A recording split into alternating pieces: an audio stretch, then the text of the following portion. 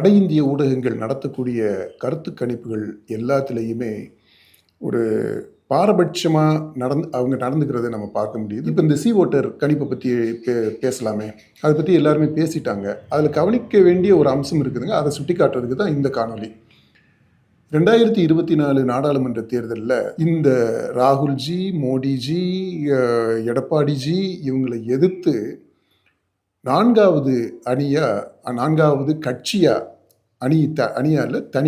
தனியாகவே போட்டியிட்டது நாம் தமிழர் கட்சி. அப்படி போட்டியிட்டு 8.2 விழுக்காடு ஓட்டு வாங்கி தேர்தல் ஆணையத்தினுடைய அங்கீகாரத்தையுமே அந்த கட்சி பெற்றிருக்கு.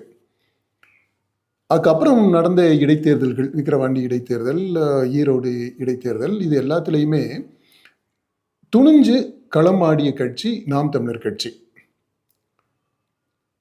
இந்த நாடாளுமன்ற தேர்தல், அதுக்கு பின்னாடி நடந்த இடைத்தேர்தல்கள் இதில் எதுலையுமே போட்டியிடாத தமிழக வெற்றி கழகம்.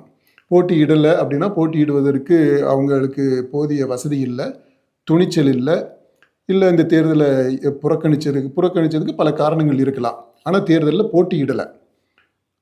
அந்த கட்சிக்கு இந்த கருத்து கணிப்பில் பெர்சன்டேஜை நீங்கள் சொல்கிறீங்க, மற்றவை அப்படின்னு போட்டுட்டு அவங்களுக்கு இவ்வளவு, அதில் தாவேகாவுக்கு 15% அப்படின்னு சொல்லிட்டு இந்த சி ஓட்டர் கருத்து கணிப்பில் சொல்கிறாங்க. நீங்கள் தாவேகாவுக்கு எந்த பெர்சன்ட்னு சொல்லிக்கோங்க, 15, 25, 35, 45, 65 கூட நீங்கள் சொல்லிக்கோங்க, நமக்கு அது பிரச்சனை கிடையாது, நமக்கு அதில் எந்த வருத்தமும் இல்லை. ஆனால் தொடர்ந்து களத்தில் நின்று ஆடக்கூடிய, தேர்தல் களத்தில் இருக்கக்கூடிய ஒரு கட்சியை நீங்கள் எப்படி புறக்கணிக்க முடியும்? உங்கள் கணக்குப்படி அது 3% இருக்கட்டும், 4% இருக்கட்டும், 5%, ஏதோ ஒரு பெர்சன்ட் நீங்கள் சொல்லணுமா இல்லையா? ஏன்னா அவங்க தொடர்ந்து தனித்து போட்டியிட்டு தேர்தல் ஆணையத்தினுடைய அங்கீகாரத்தையும் பெற்று ஒரு கட்சியாக இருக்கு. அந்த கட்சியை நீ எப்படிங்க எந்த கணிப்பும் எப்படி புறக்கணிக்க முடியும்?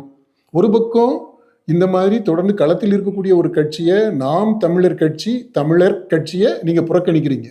இன்னொரு பக்கம் தாவேகா மாதிரியான ஒரு கட்சி, அது கட்சியை ஆரம்பித்து எந்த தேர்தலையுமே போட்டியிடலை, எல்லா தேர்தலையும் போட்டியிடுவதற்கான துணிச்சல் இல்லை, அப்படி ஒரு கோழைத்தனமாக பின்வாங்கி இருக்கக்கூடிய ஒரு கட்சி. நான் இந்த தேர்தலை பொறுத்த மட்டும் இல்லை சொல்கிறேன், நடந்து முடிந்த தேர்தல்கள் அதில் போட்டியிடாத ஒரு கட்சி, அதுக்கு நீங்கள் பெர்சன்டேஜ் நீங்கள் சொல்கிறீங்க, இதுக்கு நீங்கள் சொல்லலை அப்படின்னா இது நிச்சயமாக இதுக்கு பின்னாடி ஒரு அரசியல் இருக்கா இல்லையா?